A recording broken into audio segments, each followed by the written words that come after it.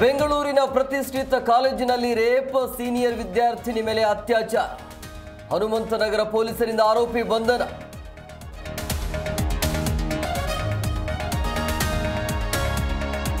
ಸರಗಳ್ಳರ ಅಟ್ಟಹಾಸಕ್ಕೆ ಬೆಚ್ಚಿ ಬಿದ್ದ ಬೆಂಗಳೂರು. ಮಹಿಳೆ ಬೆರಳು ಕತ್ತರಿಸಿ ಚಿನ್ನ ಕದ್ದ ಆರೋಪಿ ಲಾಕ್. ಬಂಧಿತರಿಂದ 74 ಗ್ರಾಂ ಚಿನ್ನ, ಲಾಂಗ್ ವಶ.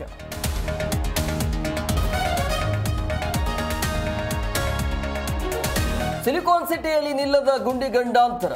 ರಸ್ತೆ ಗುಂಡಿಗಳ ಭೀಕರತೆ ಬಿಚ್ಚಿಟ್ಟ ಮಹಿಳೆ. ಆಕ್ಸಿಡೆಂಟ್ ಹಾಟ್ಸ್ಪಾಟ್ ಆದ ವೈಟ್ ಫೀಲ್ಡ್.